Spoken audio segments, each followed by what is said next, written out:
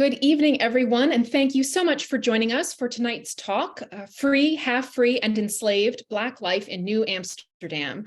My name is Emily Hillwright, and I'm the Director of Operations at the Merchants House Museum, New York City's only family home to be preserved intact, both inside and out from the 19th century. Home to the Treadwell family and their Irish servants for nearly 100 years, the Merchants House is complete with the family's original furnishings and personal possessions. During tonight's presentation, please feel free to use the Q&A feature at the bottom of your screen to ask any questions. We will have a short Q&A at the end of the talk. And our speaker tonight is, of course, the museum historian, Anne Haddad. Annie has been the museum historian at the Merchants House since 2018. In addition to her role as museum historian, she's also a blogger and a docent. She holds an MLS with a concentration in rare books and manuscript librarianship from the University of Pittsburgh. Annie delights in interpreting the life of Eliza Treadwell at the museum and in researching the 19th century lives of the Treadwell family and their friends. Welcome, Annie. Great to see you tonight.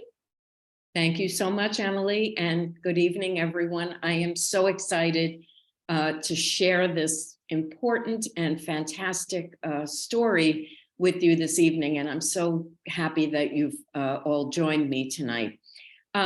We're going to be discussing the complex lives of the Black men and women who were enslaved, who were free, and who were half free. And isn't that an unusual term? And these are the Black men and women who lived in the settlement of New Amsterdam from 1626 to 1664. I'm going to attempt to explain their very unusual legal and social status under Dutch rule. And I hope to show how in Dutch New Amsterdam, the system of enslavement was quite different from the plantation system of the South that those of us in the North are used to hearing about. And that is how we think of what we think about when we think about slavery. And I hope that you will see how the institution of slavery spiraled downward, actually, from this early period of New York history to the opening of the Wall Street slave market nearly a century later.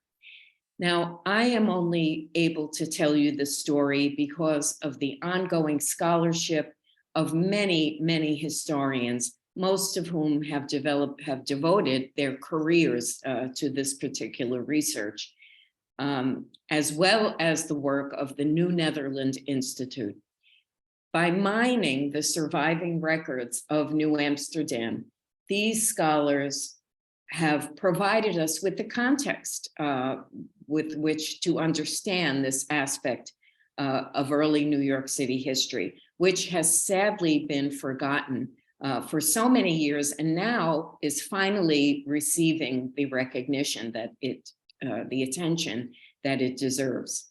So my plan is that first we will do a quick overview, review, I should say, of the Dutch establishment of New Netherland. Then we're going to focus on the development of New Amsterdam and get to that story of those free and enslaved people of African descent who lived there. And then we're going to see what is the relevance of this story to the Merchants House Museum. So with the opening in July of 2022 of the adjacent Manuel Plaza, the Merchants House Museum joined the NoHo community in honoring what is considered to be the first free Black settlement in North America. That is quite a mouthful, isn't it? The plaza is named in recognition of 5 men who were named Manuel, who were among the emancipated people of African descent who farmed land in this area and in other parts of Lower Manhattan when it was a Dutch settlement. And credit, I must say, credit to the naming of the plaza must go to a man named Kamau Ware of Black Gotham Experience, who has done so much over the past several years to bring the history of Black lives in New Amsterdam and New York to light. And it was this naming that actually sparked my interest in this subject which led me to this deep dive into this early New York City history and the African diaspora. So let's start at the beginning with Englishman Henry Hudson, who on his third voyage for the Netherlands in 1609 claimed most of what today is New York and portions of other states for the Dutch. Sponsored by the Dutch East India Company and tasked with finding a northwest route through North America to the Pacific, Hudson sailed to Newfoundland, then down to Chesapeake Bay, then up to the river that now bears his name, about 150 miles to what is now Albany. When he returned to the Netherlands, he gave this report that was a glowing report. It was like he discovered Eden. And in doing so, he laid the groundwork for Dutch colonization of the region, founded as New Netherland, which led to the development of a lucrative fur trade along the East Coast. I mean, Beaver Street wasn't named for no reason, but it wasn't just beaver, there were other furs as well. In 1621, inspired by Hudson's report, the Dutch West India Company, comprised of Dutch merchants, foreign investors, and slave traffickers, was chartered exclusively by the Dutch Republic to develop its North American land claims and to set up trading posts along the North River, as the Hudson was then called. So this quickly created a monopoly on Dutch trade and on colonization. The Republic then granted the company administrative power and authorized it to maintain a military presence there as well. This new Dutch colony along the East Coast extended from what is now Albany, up here, all the way down to Delaware, and encompassed parts of what are now New York, New Jersey, Delaware, Connecticut, and Pennsylvania. 3 years later, in 1624, the West India Company, and I'm now going to call that the WIC, just for time's sake, sent 30 families to colonize New Netherland. And these families spread out all over the colony, all along the territory, up and down the East Coast. The Dutch recognized one island's location in particular as being ideal. They took one look at this expansive harbor. They saw the abundant arable land. They saw waters teeming with fish and the furs, the beaver, the minks, and as well as the abundant timber. And what did they see? They saw dollar signs. They knew it had tremendous potential for great commercial success. So it was decided in 1625 that the island that was then called Mannahatta by the Lenapes, who were the native tribe that occupied the land, that island would be the capital of New Netherland. It was renamed New Amsterdam by the Dutch. And here is the 1639 Manitous map showing the location of the island, which I have circled in red, and its important situation with respect to the mainland at the mouth of the harbor. And you see this inset here. This includes, this was done in 1639, and this is a list of all of the settlers. And we're going to talk much more about that in a bit. Now, it's important to remember that the initial impetus for settling in New Amsterdam and New Netherland was not colonization. Rather, this was a private enterprise, the goal of which was to profit from extensive trade. But to make the settlement self-sufficient, farmers had to be recruited to support these traders and to support the military that was there to protect the settlement. So in 1625, 5 boweries is the Dutch name for farms, were established that would provide food for the colonists. and the military. More farms would be added over the years. Here is a map showing some of the southern boundaries, but 12 later on, ranging in size from 50 to 200 acres, were laid further north along an old Native American footpath that stretched for 13 miles up along the eastern side of the island. Today, the name Bowery, that street was named in 1807, serves as a reminder of its past.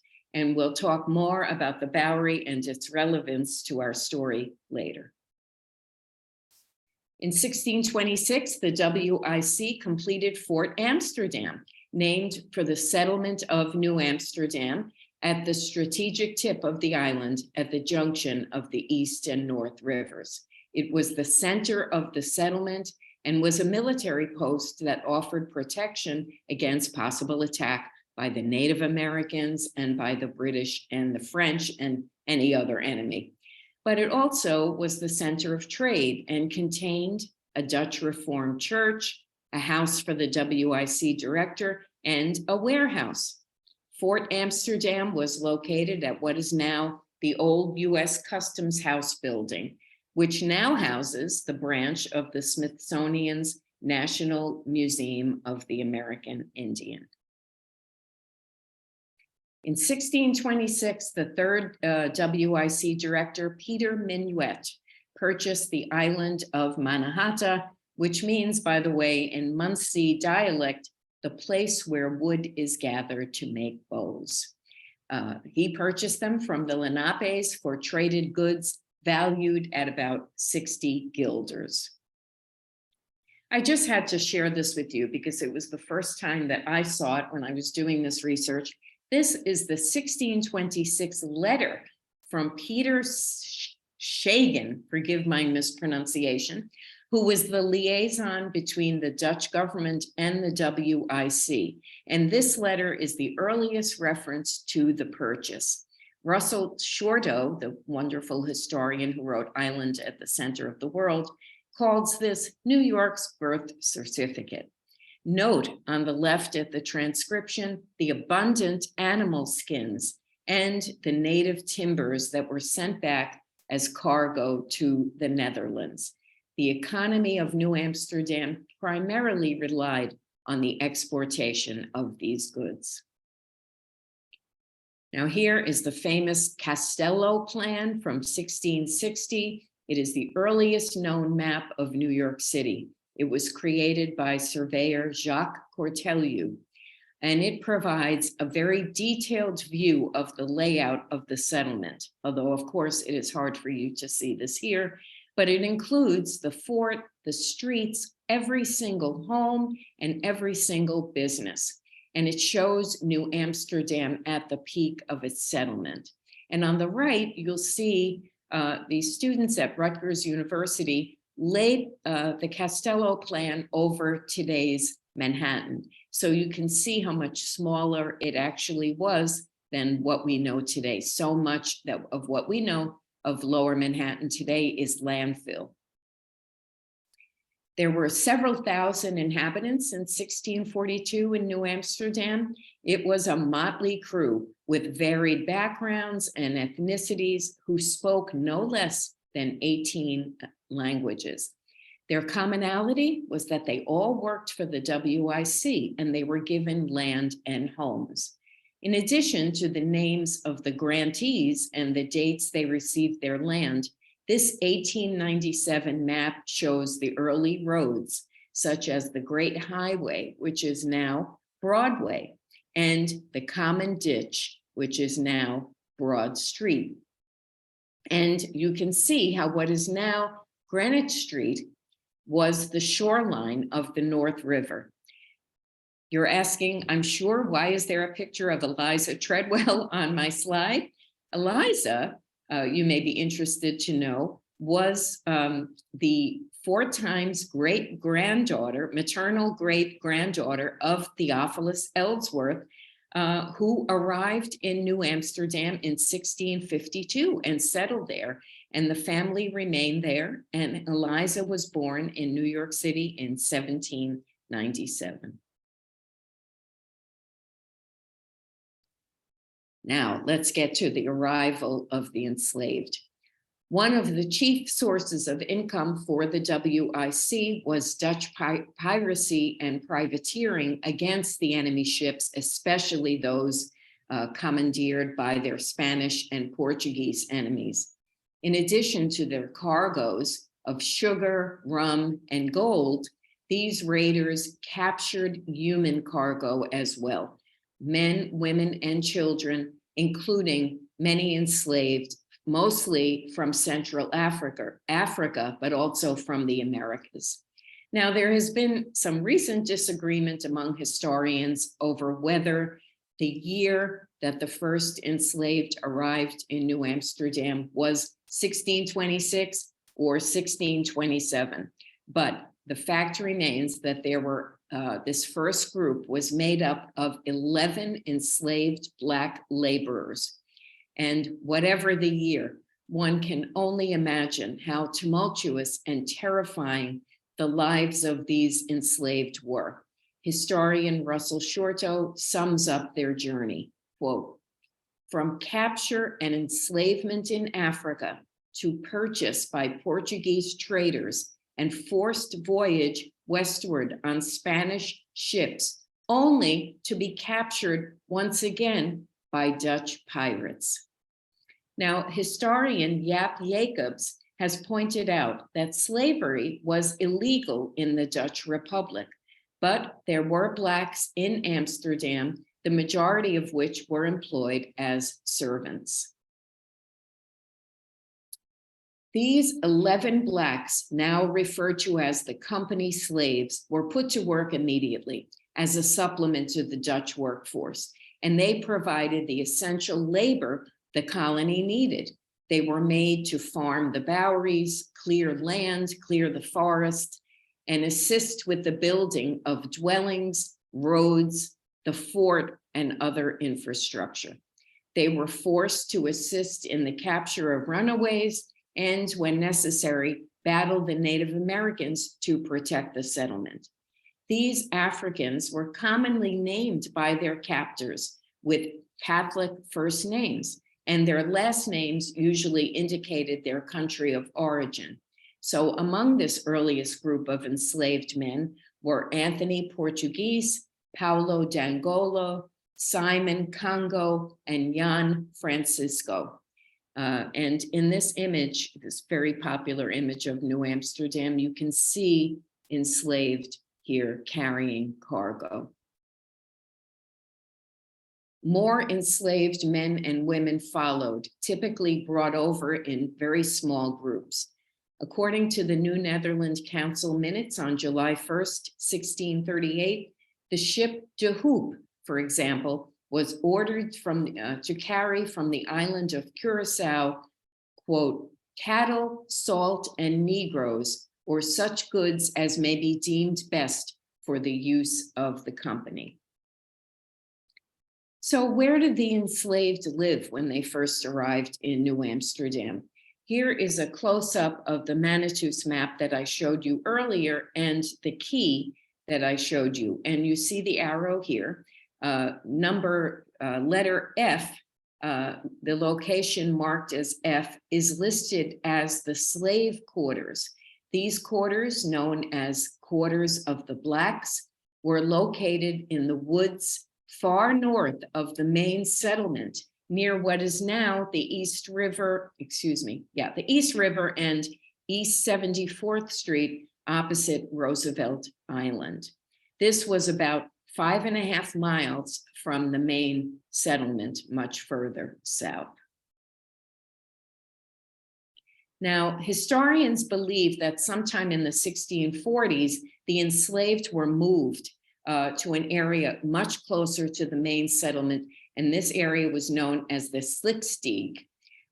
Historian Andrea Masterman, in her book, Spaces of Enslavement, annotated the Castello plan to indicate the location of this area. Number 1 is the site of the new slave quarters. And you could see she listed that here.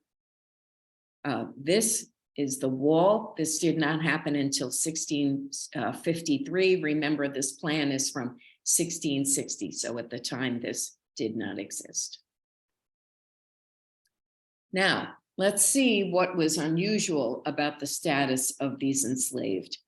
Although they were considered inferior to whites, make no mistake about that, and they had the lowest possible status in the colony, under the governance of the WIC, the enslaved were accorded some of the legal rights granted to the colonists. They were permitted to testify in court, own property, sue whites, bear arms when the colony was under threat, and they could hire themselves out and receive wages from other individuals outside of the WIC. For example, I have some court testimonies that I thought you'd be interested in hearing. On March 31st, 1639, it says, "Before me appeared Manuel, the commandant's servant, who empowered his attorney to collect the sum of 15 guilders, which are due to him from Hendrik Frederickson for wages."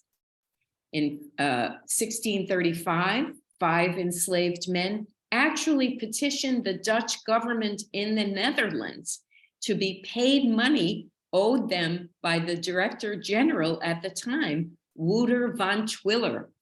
And you know what? They were compensated. They won their case. And in 1638, Anthony Portuguese won a lawsuit against Anthony Sallee, a Dutch merchant, because his pig was attacked by Sallee's dog. Now, the enslaved may have been taught trades to compensate for the labor shortage. Historians agree, however, that the enslaved were only granted these rights because the Dutch simply had not gotten around to establishing a legal framework that would govern the lives of those in bondage. In other words, they had no formal status in the colony. Here is a painting of New Amsterdam from 1660 from the East River looking south. And the next time you cross the Brooklyn Bridge, you will be headed right in this direction. So try picturing this view instead of the view of Manhattan as we know it today. The enslaved were also given permission to marry in the Dutch Reformed Church that was inside the fort, and at least 26 couples did so. Here are 2 transcripts. One at the top is the church records, which indicate that on May 5th, 1641, Anthony van Angola was a widower, and he married Lucy d'Angola, a widow. And on November 24th, that same year, Jan Fort Orangian, a widower, married Maria Grande, a widow. These enslaved also stood as godparents for one another's children. And the fact that there were quite a few remarriages during this period reflect, as historians have pointed out, that this reflects the importance of the Black community, the importance of keeping families together, living together as they did, and close to others in the settlement. The enslaved mingled with whites and with free Blacks. But as time went on, the Dutch began enacting laws to control the behavior of the enslaved and to segregate them. For example, in 1638, an ordinance was passed that prohibited anyone from, quote, adulterous intercourse with heathens or Blacks, indicating an early desire to set Blacks apart. And also, having to work with Blacks was considered a form of punishment for whites, and slaves were subject to acts of violence from their owners, whether they were privately owned or owned by the WIC. Some were even condemned to death during this period. And historians have noted that despite the expansion of the slave trade and the growing population in New Amsterdam, there were less marriages recorded in the last 6 years of Dutch rule. Why? Well, for one thing, not being legally married made it more difficult to gain freedom for wives and to keep families together. Now, here's where it gets really interesting. A remarkable incident that took place in 1841 serves to illustrate this ill-defined attitude of the Dutch toward the bonded Blacks and the ambiguity of their status. It also illustrates the united approach of the enslaved toward Dutch rule and how their solidarity saved them in this case. On January 24th, 1641, 9 company slaves jointly confessed to the murder of another, a man named Jan Primero. Reluctant to punish them all, thereby losing 10% of their critical workforce, the provincial council drew lots to determine who would be subject to public execution by hanging. In other words, they were going to pick one out of these group of men who were accused. A man named Manuel de Gerrit de Roos drew the short straw. So he was going to be hanged. But when he was pushed off the ladder by the Black executioner, who also unfortunately was a WIC slave, the rope broke. The council bowed to the wishes of the crowd, Black and white mingling together, who pleaded for mercy for all of these men, and they actually pardoned all the enslaved who were involved in the incident. And I think that is quite a remarkable event. And as we will see, Manuel de Gerrit de Roos, figures prominently in our story. But this incident is most likely the reason why the enslaved were moved closer to the fort. Meanwhile, New Netherlands' 5th Director General, William Kieft, was facing another growing concern. As the colonial population grew, the relations with Native Americans mostly of the Lenape tribe were worsening. As conflicts grew more frequent and more threatening, Kieft ordered increasingly aggressive treatment of the natives, culminating in what was then known as Kieft's War, which lasted from 1641 to 1645. Fearful of attack from the Native Americans, many whites abandoned their northern farms and moved closer to the fort for protection. So there was all of this empty land and unprotected land. So in 1643, in an effort to provide additional protection and barricades for the settlement against Native American attacks, the WIC issued a number of land grants to some of the enslaved, including members of the militia and some widows. The group included Domingo Anthony and Manuel Trumpeter, who was known as Captain of the Blacks. And Manuel de Gerrit de Roos, the man who had escaped hanging just a few years, year before, was granted 12 acres in an area that we will see is of great interest to us at the Merchant's House.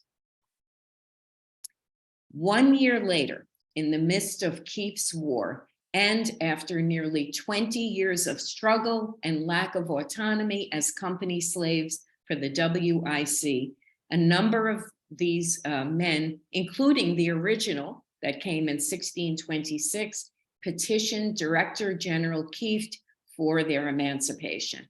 Now that to me takes a lot of guts to do something like that in the middle of a war, 1 year after they were spared hanging. On February 25th, 1644, realizing that they could honor the requests of the Blacks and bolster the security of the colony at the same time, Kieft and the Council of New Amsterdam legally emancipated 11 of these company slaves and granted them parcels of farmland about a mile north of the settlement. As noted in the council minutes, they wrote, "We do release the aforesaid Negroes and their wives from their bondage for the term of their natural lives, hereby setting them free and at liberty on the same footing as other free people here in New Netherland, where they shall be permitted to earn their livelihood by agriculture on the land shown and granted to them." So this was also a way, I mean, there was two reasons for Keith doing this. One, as I said, to protect the settlement. Two, this was an aging population at this point, these enslaved, and their families were growing. So this would relieve the WIC of the financial burden of caring for them. And at the time, the Dutch were more worried about the greater threat posed by the Native Americans that were surrounding the settlement. Now let's take a look at where these original land grants and later ones issued to the free Blacks were located.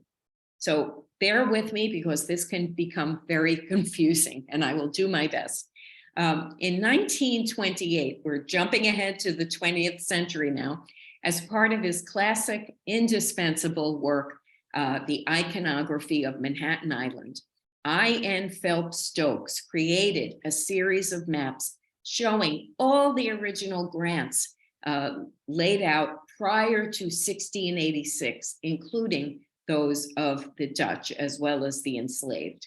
But all told, between 1643 and 1664, 28 formerly enslaved individuals were granted over 130 acres of land, or about 100 square blocks, in what became known as the Land of the Blacks. It went from Fifth Avenue and Washington Square North and stretched down to what is now NoHo, Greenwich Village, and the South Village, as well as parts of the East Village and the Lower East Side. The individual farms ranged in size from 8 to 12 acres. And again, this military strategy on Keith's part served to create a human wall, essentially, of manumitted Blacks that would make a defensive perimeter of the settlement.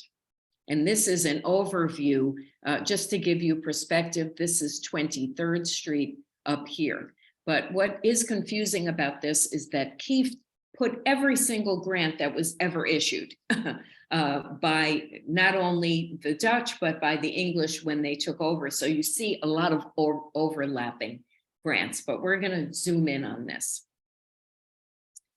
Here, Village Preservation did this wonderful thing in 2018 using Stokes' iconography and the research done by the late historian Christopher Moore.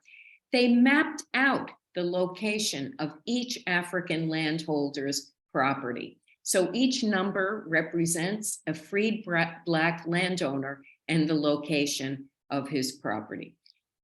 So you can see here, this is the Bowery, and here is Houston Street. So you can see how this was spread all over our various neighborhoods south of 14th Street. So there has to be a fly in the ointment, right? And this new freedom was not without conditions. The minutes go on to state that in exchange for their emancipation, the men and women shall be bound to pay annually, as long as he lives, to the West India Company, 30 shekels of maize or wheat, peas or beans, and 1 fat hog. If anyone shall fail to pay the annual recognition on pain of forfeiting his freedom and again going back into the servitude of the said company. So that's not so bad, but here comes the harshest, most difficult condition for the manumitted to accept, with the express condition that their children at present born or yet to be born shall remain bound and obligated to serve the Honorable West India Company as slaves.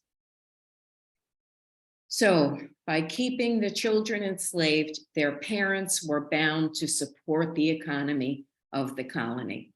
And it is ironic that although the parents were partially freed, this term created the first legal slave ownership in what is now New York. These harsh terms of emancipation were later labeled by historians as a condition of half freedom. This group, though, of freed Blacks were, as defined by historian Christopher Moore, the first legally emancipated community of people of African descent in North America. And Professor Moore did this overlay showing where some of the holdings were in the area as we now know it. Now, not all of the enslaved of New Netherland were owned by the WIC. As there was an increased reliance on slave labor, there were enslavers who privately owned one or two slaves who worked the land or were used as house servants. These enslaved, though, did not have the community that those who worked for the WIC did.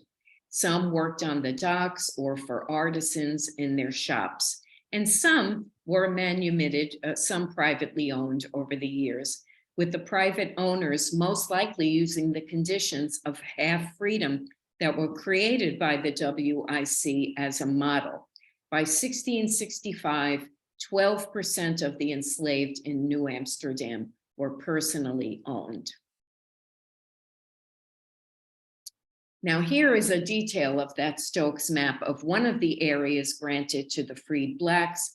Look at this star right here. That is the area that we are going to be focused on because its boundaries include the land that is now occupied by the Merchant's House. As difficult as it was to accept the terms of manumission set forth by the Dutch government, the freed Black men and 3 women no doubt realized that it was a somewhat improved situation. But of course, they persisted in their efforts toward full emancipation for themselves and their families. They petitioned the government to free their children, and some even had their children baptized in the Dutch Reformed Church in the hope that freedom would follow. On the left is Reverend Bogardus. He was the second minister of the church on New Amsterdam, and he baptized many of the children. Bogardus, interestingly, also requested a schoolmaster be sent from the Netherlands to teach the Dutch and Black children. By the early 1660s, though, there are fewer records of baptism, indicating that the Dutch sort of knew what was going on with the Blacks. One, Domini Sellens, noted in 1664 that in response to requests for baptisms, he wrote, "We refused because the Negroes sought nothing else by it than the freeing of their children from material slavery." Blacks also tried to purchase their children's liberty, an expensive undertaking that created even greater hardship for them. Meanwhile, as the Blacks continued their work, they developed a strong network and community, which enabled them to maintain strong family ties, which was one of the major differences from the plantation culture of the South. They also incorporated Dutch language and culture into their own rich African traditions of folklore, music, and foodways. According to historian Nicole Maskeel, within this community, there was a very busy market and a hospital built in 1650 to treat wounded soldiers and to provide medical care for the WIC Blacks, as well as the half-free and free ones. I just have to show this because I love it. This is a bronze sculpture by artist Frank Bender for the African burial grounds. This was done in 2002. The artist based his work on forensic facial reconstructions of 3 intact skeletons that were exhumed there. And this is the African burial ground that was granted to the community. Originally, they were granted the right of burial in what is now the North Graveyard of Trinity Church, which they built, by the way.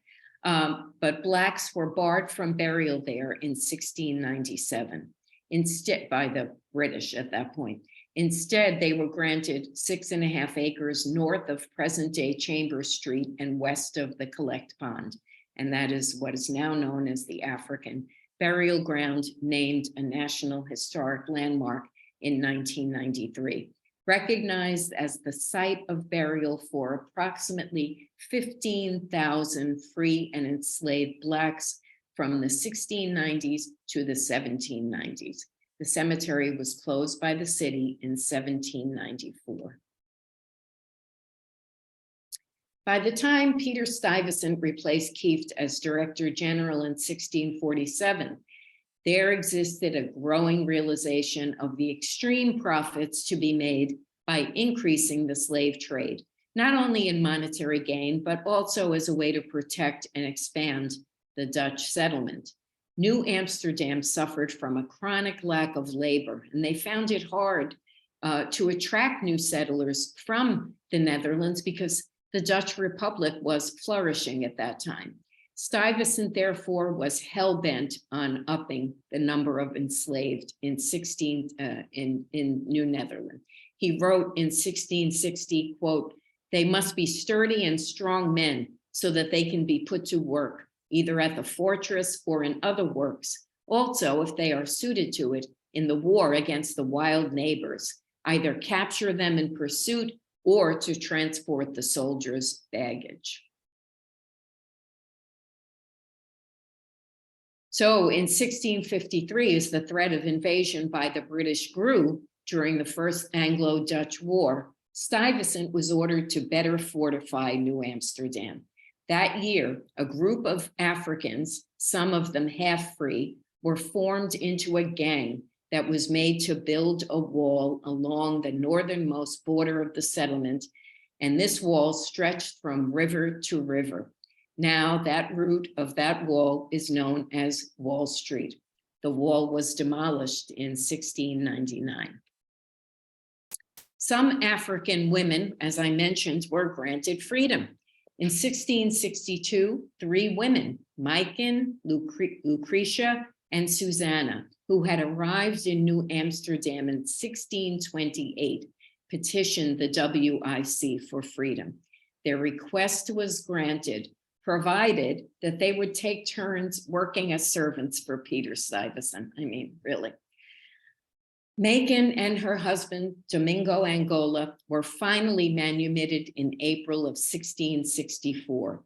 And it is known that Stuyvesant owned slaves. The actual number he owned is uncertain. Owing to the growth of tobacco plantations in the South and the need there for enslaved labor, especially in the Chesapeake area, New Amsterdam was viewed as being ideally situated for the slave trade. The first direct shipment of 391 enslaved Africans from the Congo to New Amsterdam by Dutch private investors occurred in 1655 with the arrival of the ship White Horse. This was the first appearance of a vessel devoted exclusively to the slave trade, and it was not sponsored by the WIC. The first slave auction in what is now New York was held at Pearl and Water Streets as a result of this voyage. And you have to remember too that many of the enslaved did not even survive these voyages owing to the deplorable conditions on board. These ventures were ultimately supported by the WIC as they realized financial success. And the Dutch gradually and completely dominated the Atlantic slave trade in the 17th century, importing close to 4,000 enslaved of African descent to New Amsterdam, many of whom were then sent to other parts of the colony. It is not surprising that many free Blacks, even on New Amsterdam, even then harbored runaways. And nor is it surprising that the English colonies around them refused to return them. Dutch control of New Amsterdam came to a sudden end on September 8, 1664, when Peter Stuyvesant peacefully surrendered to the English. The colony was immediately named New York, and Fort Amsterdam became Fort James.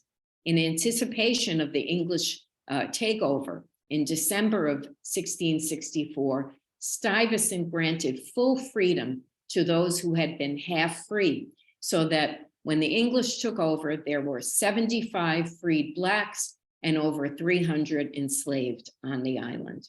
This was done, no doubt, to safeguard against confiscation of these enslaved and the freed and their land by the English. One of the last acts of governance by the Dutch, this manumission, as historian Nicole Maskell states, would ensure the continued existence of one of the oldest free Black communities in North America. Oops. And this is when the lives and the status of all Blacks in New York began to deteriorate even further. The new British government, while officially acknowledging the grants that allowed the free Black farmers to own and cultivate approximately 200 acres of land, viewed slavery as an economic necessity, an excellent source of cheap labor, and a very lucrative trade. And over time, it reduced the free Blacks to alien status, denied them landowning rights, restricted their movements, and enacted very strict slave codes. The names of Blacks gradually disappeared from the court records until by the end of the 17th century, Blacks were prohibited from using the court system. Most of the land once owned by these men and women became parts of large farms owned by prominent, wealthy New York families whose names no doubt are very familiar to you. Names like Delancey, Brevoort, Livingston, Schuyler, Bayard, Van Cortlandt, and Bleecker, among others. These powerful families used slave labor as they amassed great wealth, and they profited from the Southern plantation system. Now, by 1664, the number of enslaved was 300. It went to 750 by 1703. That number skyrocketed over the first quarter of the 18th century, and as more whites began to use the enslaved for domestic servitude and other physical labor. Over 7,000 slaves had been imported to the colony by 1774. So to manage this brisk business in slaves, in 1711, New York opened a slave market on Wall Street between Pearl and Water. By 1730, 42% of the population owned slaves. And it is really telling how much this history has been overlooked, that it took until 2015 to put a plaque up at the site of that first slave market. Further research has shown that there was nothing benign in any way about treatment of the enslaved in New York and the Northeast. The enslaved who toiled in New York City, who essentially built the city and helped its economy to thrive, were subjected to as much abuse and mistreatment as those in the Southern plantations. Many enslaved children were sold to meet the growing need for domestic labor, since the price of a child was lower than that for an adult. And I'm showing you this painting here because you see this servant, this slave is wearing a collar, a metal collar. Over the ensuing years of the 18th century, as their numbers grew, Black New Yorkers resisted the growing dehumanization and exploitation and challenged their enslavement, notably through big rebellions in 1712 and 1741. And as a result of these, many endured terrible punishment and death. And what do? They tightened slave laws further. And then New York went through this gradual process of emancipation beginning in 1799. They did it gradually, and it only prolonged the suffering of the enslaved. They did it gradually to appease their owners and to stave off a downturn in the economy. An 1817 law freed the enslaved, those that had been enslaved prior to the 1799 law, but it permitted slave owners to bring enslaved into New York State for a period of up to 9 months, thereby actually formally recognizing enslavement. Here is the 1810 census in New York, which shows that there was a total of 1,896 slaves still living in New York. Many enslaved attempted to self-emancipate by running away from their owners. And I'm showing you this to show you the Treadwell link to slavery. These were ads placed by Benjamin Treadwell, the father of Seabury Treadwell. Benjamin owned a big farm on Long Island. There were many slaves there, and he, on 1803 and 1826, put ads in for the return of his slaves. On July 5th, 1827, slavery was finally outlawed in New York, but the struggle for equality for Black Americans continued. And New York, by the way, was really the center until the 1850s of the international slave trade. So now let's take a very quick look at the connection between the first land holdings of the free Blacks and the location of the Merchant's House Museum. I told you that the Bowery and the farms that were laid out along there, 6 on each side, and over time, how they were given to the manumitted Blacks. So in addition to the original Boweries that were part of the settlement's defensive strategy, another series of these grants were issued in later, from 1651 to 1662 by Stuyvesant. So in other words, Kieft did the first series, and then Stuyvesant did the second. Stuyvesant replaced Kieft as Director General in 1647, and he had his own big farm, Bowery Number 1, now part of the East Village, and Stuyvesant Town just to the north. So Phelps Stokes calls these later grants, they were known as the Negro lots. And he says that they may have replaced earlier grants that lapsed upon the death of the original emancipated Blacks. Okay, so just bear that in mind. To properly lay out the Black land grants when he was doing his map, Stokes looked to the Banker Plan. The Banker Plan was this group of maps that were created by surveyor Gerard Banker and his brother Everett between 1770 and 1821. And these are a fascinating collection.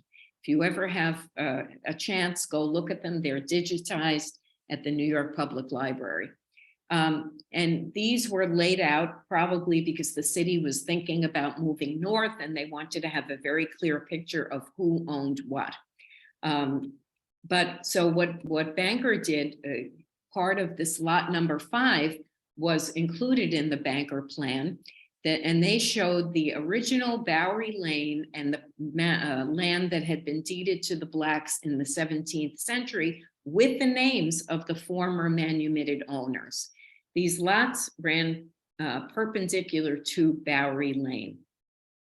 So again, the site that we are interested in is lot number 5, which ran just south of the one that was issued in 1658 to Francisco Cartagena.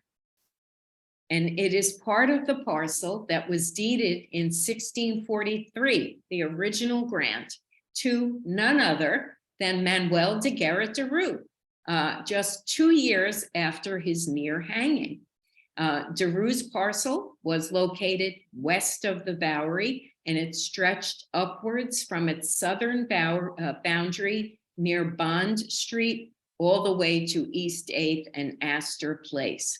So this tells us that Manuel de Garrett de Rue was the first owner of the property on which the Merchant's House now sits. And nearly 300 years later, this would become the site of the Merchant's House Museum.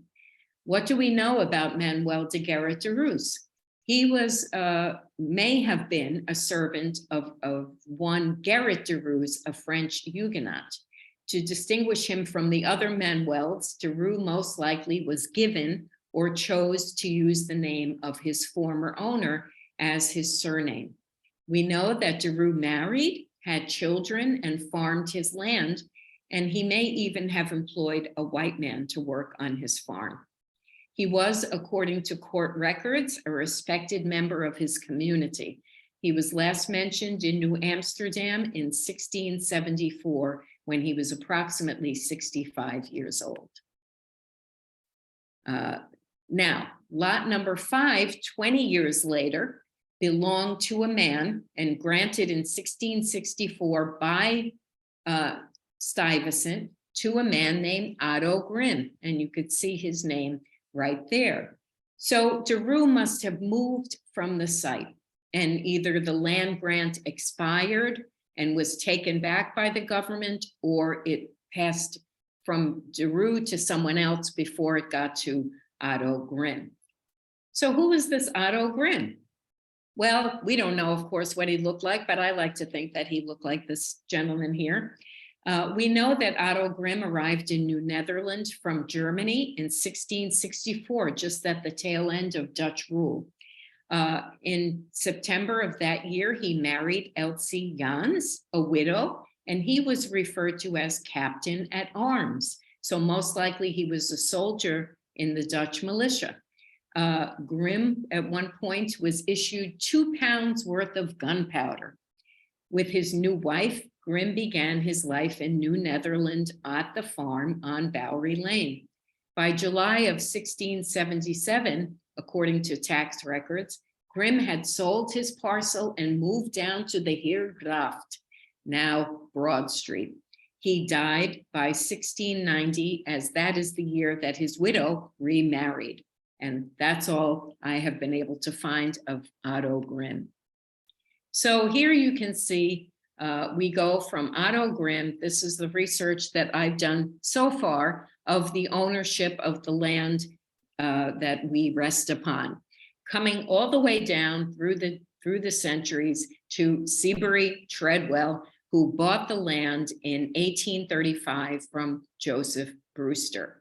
I think this deserves a talk of its own, and I hope you join me for part 2 of this talk. Seabury bought the house in 1835 for $18,000. So we know that the history of the land that the Merchant's House Museum rests upon is undoubtedly, without a question, linked to the Black settlement that once occupied the area. I think it's so important that we know about this history of the land of the Blacks, because it's a step to a broader understanding and public dissemination of the full history of Blacks and the African diaspora in New York City. And the Merchant's House Museum and Manuel Plaza recognize and honor the crucial role of those Black individuals, both free and enslaved, who helped to create the city of New York, and their enduring legacy as they worked, built community, resisted their oppressors, and did everything they could to attain freedom. So that concludes my talk, and I thank you so much for giving me your attention for the past hour. My goodness. Thank you so much, Annie. This was so fascinating and so important, and I'm so glad that you were willing to put this together for us. It's just such a wonderful learning experience, I think, for all of us. Certainly for me, that's for sure, and I hope for all of you. Let me just open up our Q&A here. Here's a couple questions have popped up already. If anyone has any questions, you can pop them in the Q&A down at the bottom of your screen. Somebody asks, in the earlier days when there were few enslaved people, did the WIC hire them out to individuals for short terms of Yes, labor? they did, yes. So in addition to hiring themselves out, the WIC would also do that, yes. There was a real shortage. They had a really hard time getting settlers to come after a certain point, because as I said, why should they go to a new land that was unknown when things this was, although now we historians, we hate to use the term because of so many bad things were going on, the Dutch golden age of exploration. So there was a lot of profits to be made by all of these exploration and etc. going on in the Dutch Republic. Do you have a sense for these individuals of how you could hire yourself out and collect income from that, but was that really done, or was it really the WIC dictating and then collecting the profits? Oh, no, it was done because, and you know how we know it was done? Because there was so much court, there were so many cases brought to court. People, not only the blacks, everybody, they were suing each other left and right over the most ridiculous things. So they clearly loved a good legal fight.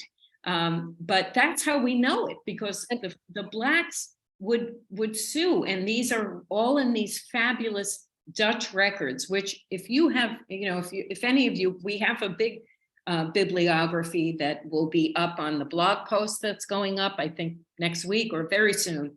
And I hope you consult the bibliography, but also in the meantime, if you're really interested in this, go to the New Netherland Institute, where you can read the transcripts, right? They're all digitized, all translated, all transcripts of everything that went on in these courts through the entire Dutch period. So it's really a wonderful exploration. And if you're interested, I highly recommend it. Fabulous. Somebody asks that, noticing that some of the enslaved men have Spanish names. Yes. He says, I have heard there were free blacks from Seville, Spain, captured by the Dutch who attacked Spanish treasure ships. Do you have any comments about this? I'm sure that's absolutely true. They captured everything. Not only, in fact, I think I said, not only enslaved who were on the ships being brought to the Caribbean, because that's mostly where these Spanish and Portuguese were going, right? To Curacao, to other colonies that the Spanish and Portuguese owned. So they capture everyone. Some of them may have been soldiers who worked for Spain or Portugal who were on board the ships. I mean, they didn't discriminate. They just captured everyone, and all the booty, all the loot, all the everything would come under their ownership, if you will. Let's see, any other questions? A few nice comments, people thanking you for your research, which I have to heartily agree with. Thank you. And somebody asks, here's a nice question for you. When's the next talk on part 2? I have to write it. As soon as I get it written, you'll be the first to know. No, I actually did have it. I'll be totally honest with you, but you would have been here for another hour. So I had to remove a great part of it, but I did do a significant amount of research about all of these owners. And it's fascinating because it shows you, if you look at what these men did, one was they went from being a farmer to a blacksmith to a sailcloth maker. You see the evolution of this, you see the growth and development of the city in what these people worked as. In other words, farmer, as the decades went by, disappeared. No more farmers. They then had shops, and they then had businesses, and they then wound up like Seabury being a big merchant. So they tell the fascinating story of the growth of the city. And Brewster, who was the man who bought the property and built the merchant's house, he's the most fascinating of all, and he deserves a talk devoted to him. So I will hopefully get all that together, and we can do that. Fabulous. Any other questions from anyone? I think That's that it. reached the end. I think you covered just about everything. Oh, my goodness. Somebody asks whether the talk is being recorded, and the answer is yes. I was going to mention that in my closing here. All of our free virtual programs are recorded and are available on our YouTube page at youtube.com/Merchants House Museum, all one word there. So you can check out all of our talks, lots of other talks by Annie. If you're looking for something worthwhile for your to spend some time on.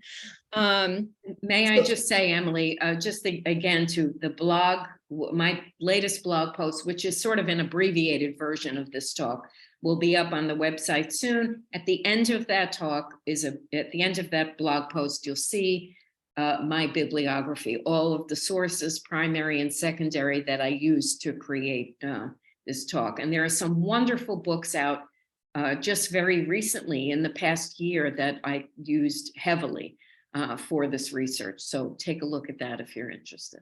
Fabulous. And the blog you can get at our website, as Annie said, it'll be up probably next week or early in the following week at merchantshouse.org/blog. So nice and easy to remember. I think that that's all the time we have this evening. We do have lots of programming scheduled for this spring, both in person and virtually. Our neighborhood walking tours start again next month in March with a number of new options this year. To celebrate the Treadwell's Irish servants in March, you can join us virtually for a servant-focused house tour on March 15th, or come to the house on the 17th for an in-person candlelight ghost tour. In honor of St. Patrick's Day, March's ghost tours will visit the 4th floor servants' quarters. Tickets to all of our upcoming events, both in person or virtual, can be found on our website at merchantshouse.org/calendar. The museum is currently open to visitors on Thursdays, Fridays, Saturdays, and Sundays, with options for both guided and self-guided tours, so you can visit our website for tickets and more information. Tonight's talk was presented free of charge, but we do hope that you will consider making a donation to the Merchants House or joining us as a member to support our future programming.